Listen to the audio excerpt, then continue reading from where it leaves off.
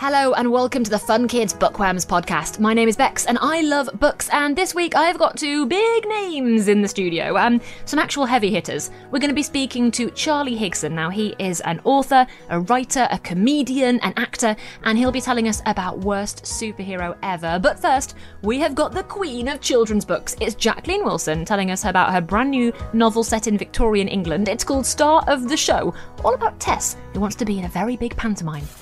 So I am joined right now by, let's face it, the queen of writing, Jacqueline Wilson. How are you doing? I am doing very well, thank you, Bex. Good to be back at Fun Kids. Oh, what a dream to see you again. I think I can officially now call you a friend of the show, right? Totally, yes. That's what we love to hear, thank you. So tell me about Tess in Star of the Show. We're going back into a new kind of realm, a kind of like a bit of a showbiz situation here. Exactly. I mean, I've always been one for books about putting on a show, books about girls who want to be dancers or actresses. And I thought for this story, I very much wanted a family down on its luck. Various sad things happening. They're the family of 5 children. Tess is the middle one, who's about 9, I would think. And they're left to fend for themselves. Now, if this happened in today's world, certainly if they lived in Britain, say, they would be taken into care, there would be foster parents, there would be hopefully adoptions. In Victorian times, if you're a very poor family, the only equivalent would be somewhere like a workhouse, which would be a very bleak place, and no one in their right senses would want to end up there. Or indeed, possibly a fierce orphanage, a bit like Hetty Feather's Foundling Hospital. Sure. And this family are very determined. Maggie, the eldest, is a bit fed up because all of the housework and the washing that her mum did has been landed on her, and she feels fed up about that. Connor, the second child, is very enterprising and finds work at the market. Then there's Tess, and then she has a little brother, Tommy, who actually ends up helping his big brother. And there's a little baby, Ada, who, I mean, they're trying very hard to keep poor little soul alive because, you know, she hasn't got a mum to feed her, and they try and save every drop of milk they can for her. And don't worry, she does. She does thrive. But Tess has always loved dancing. She's never had any dancing lessons. They could never have afforded such a thing. But wherever she goes, and no matter even when she's miserable, she looks around, she makes up dances, she pretends to be different things like a fairy or a dramatic evil person, whatever. She just dances. She's actually a born dancer. And she has faith in herself. You know, Maggie, her older sister, sniffs and says, "Oh, who wants to see you dancing around? You look ridiculous." And then when it becomes really desperate and Tess feels, even though she's a little girl, she has to somehow do something to help the family too, she learns all about pantomimes from a posh little boy that she meets up with in the park. And I learnt about Victorian pantomimes, and they were wonderful things. They weren't just very funny and a bit naughty as they are nowadays. They had massive casts, and generally the child parts were always played by children, and there would be a whole chorus of little girls and a few little boys playing fairies, mice, squirrels, teapots, whatever the pantomime was about. They had all these children, and apparently they were mostly children from the really poor parts, and sometimes these little kids were the main wage earner for the Christmas season by actually being paid relatively well for appearing in the pantomime. And pantomimes went on and on for about 4 hours, sometimes longer than that. And then these little kids, it would be about 11 o'clock, apparently just took themselves in little dribs and drabs all the way home, walking home. I mean, imagine, as young as 6, some of them, this is what happened. And it's actually been properly documented. And as soon as I read about that, I thought, I want to write a story about a child. It is a joyful book. I don't want to give too much away, but, I like that you do see the journey. Like, you've got the beginning bit where you see how difficult the family's life is, and you see the background, and then you think, oh yeah, but Tess is good at performing, and then you see the auditions and the rehearsals, and it's nice to see the fully functional journey of it as well. Was it quite nice to write a kind of rounded story in that way? I wanted to do that, and I did find out quite a bit about Victorian pantomimes, and I wanted to show that it was blooming hard work too, and it didn't go always desperately well. And there's one very spoilt, talented little girl who's so irritating. Tess can't stand her. But yeah, I'm in charge, so I get to say what happens to her too. Yes, you absolutely do, yeah. And also in the book, you've got some lovely brothers and sisters as well, who are just trying to make everything work for the family. And yeah, Maggie and Connor in particular, like, what a lovely family to be part of. I think I wanted to show that you don't have to be very well off and have lots of possessions to actually have that lovely family feeling where you're all in it together. And of course, they squabble, but they are there for each other. With Tess as well, I mean, I know that I love this book, but I also know as a kid I would have loved this book because I loved your historical books. I love the Victorian era. I also, part of me wanted, I think, to be on the stage when I was little. And I know Tess is such a lovely character and really kind and clever and smart. Do you envisage seeing her again, perhaps? Would you want to see where she goes to? It's quite tempting because she is an interesting character, and certainly there are lots of things that she could be doing and ways of being another star of a different show. It's quite tempting. We'll see how this one goes. Before I let you go, I need to ask, obviously we've revisited Tracy Beaker, we're going to go back to Ellie and Magna and Nadine very soon, and we've had lots of other characters that you've gone back to.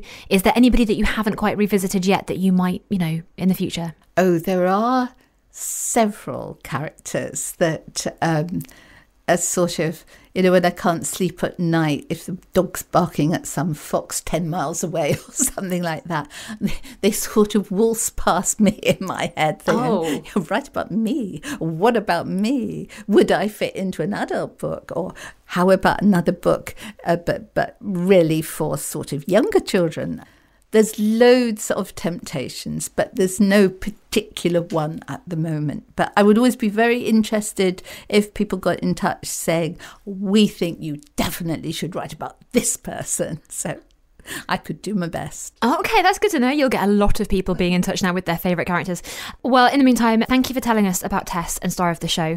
Is there one thing in the book that we should look out for? One thing that you loved writing, or a little fact that you want everybody to make sure they notice? I think Tess makes a very lovely friend in the theatre who was a child star herself, and her name is Goody, which sounds a bit like a pantomime person in herself, but I really liked her. I'm very fond of her, and certainly I hope she might pop up somewhere else. Oh, I'm glad to hear it because she's a great character. So that's lovely to hear.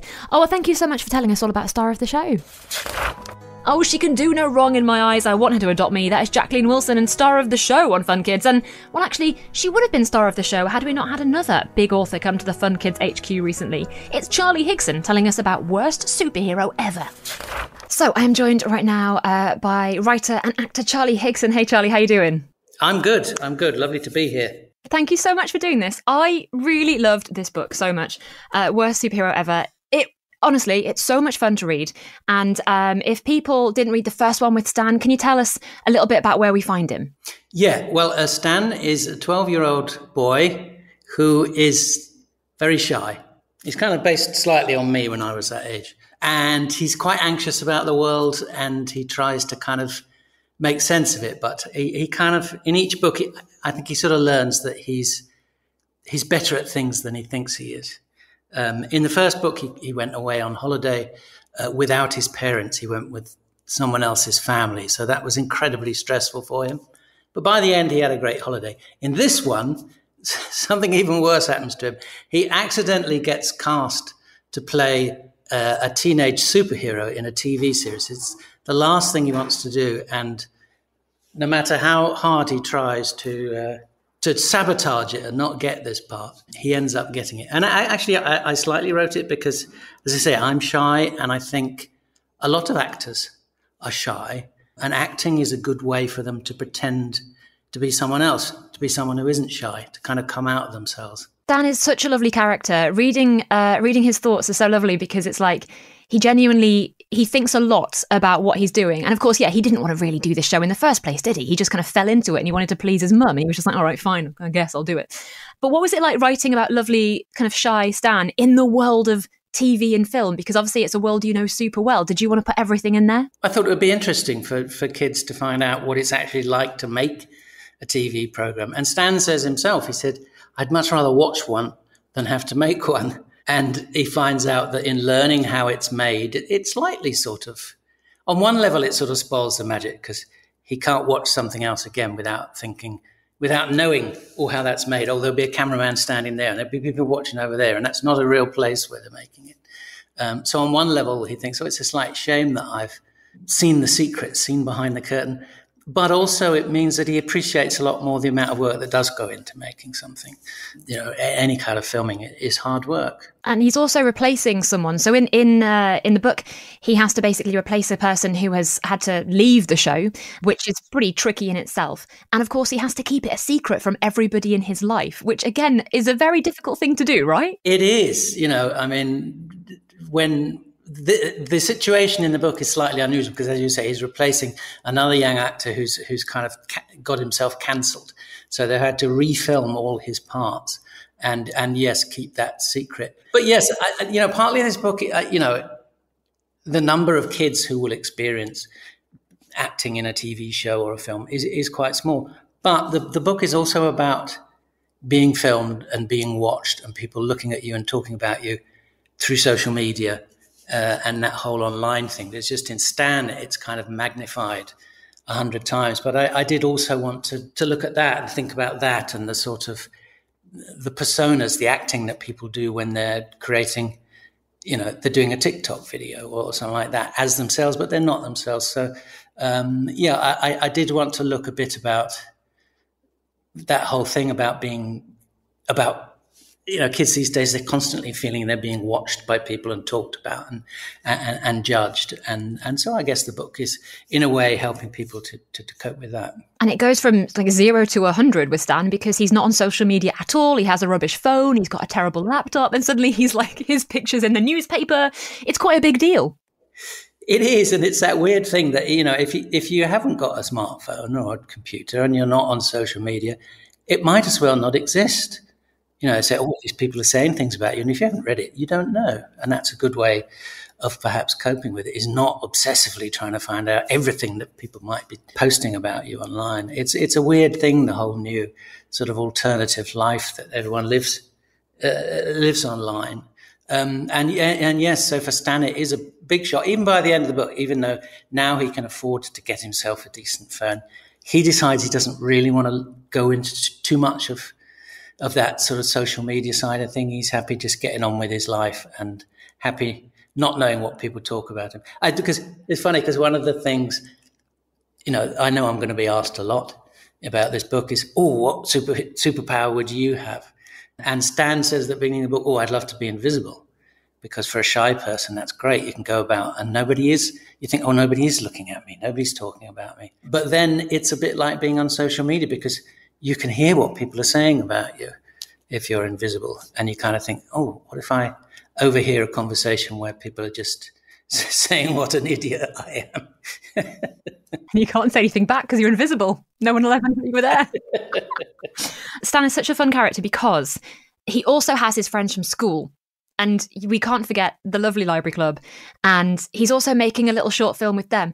And I was genuinely worried when I was reading it that he was going to get told off for making a film with the library gang. I was just like, oh gosh, I hope. But I love the fact that the producer was like, great, all right, yeah, that's fine. And there was no problem there. Yeah, no, he ties himself in knots because more and more now when you make a TV show, you have to sign up about, oh, I can't say this about the show. I can't talk about it.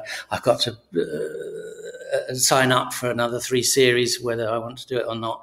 And also that thing of you have to sign documents saying I'm not going to tell anybody about this. And if you're on something like Star Wars, the security, a big film like that or a Marvel thing, the security around it is extraordinary. That if you get a script, it's got your name on every page and it's all security coded so that if it gets lost and it turns up somewhere, they will know that it's your script and you will be arrested.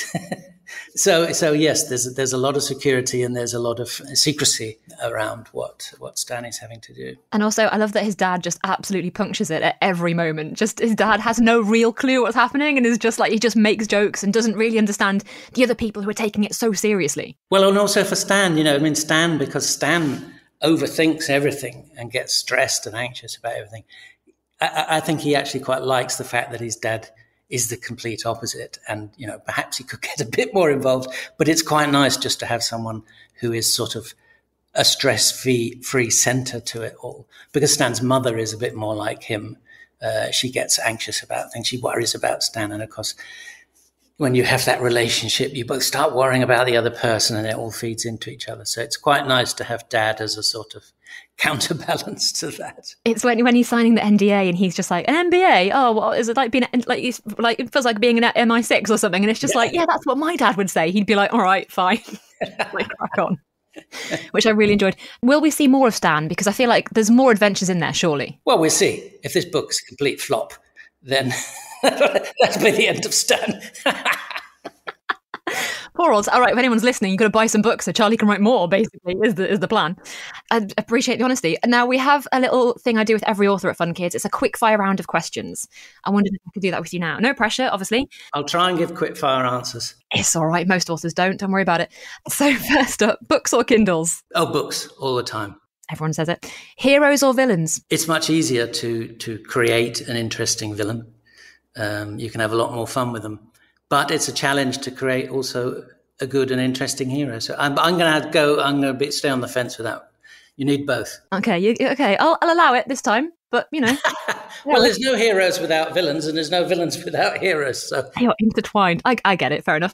A film adaptation or TV adaptation? If it's a long, complex book series or something, then a TV adaptation is the best way of doing it justice, and particularly now where people are taking TV a lot more seriously and spending a lot more money on it. And yet there have been some fantastic films based on books. I think if it's a series, then TV. I think if it's a one-off, then film. Okay. A thoughtful answer. I appreciate that. Would you rather have the power of flight or be able to read people's minds? I think flight. I think based on what we were talking about earlier, and this is something that Stan thinks about, if you can read people's minds, it's a bit like being on social media. You don't always want to know what other people are thinking about you, and sometimes it's best not to. So I'll just fly around up in the air and imagine everyone saying wonderful things about me. Charlie's so great. Look at him go. He's flying so high. What a great flyer. Oh, yeah, he's so good at flying. Beginnings or endings? Oh, endings are very, very important. If you're writing a book, and it's advice, I give to anyone writing is think of the ending as soon as you can. Kids say, oh, yeah, I wrote one chapter and it was really good. I had a great idea to how to begin it, but I don't know where it goes now. I don't know what to do next. But if you've got an ending, then you've always got something to head towards. All right, laptop or write by hand? I haven't written by hand for years. When I have to do signing sessions and things and write a dedication to someone in the book, it's very hard to read what I've written, and I'm not even sure what I've written. I'm so not used to using a pen anymore. Keyboard. Do you prefer acting or writing?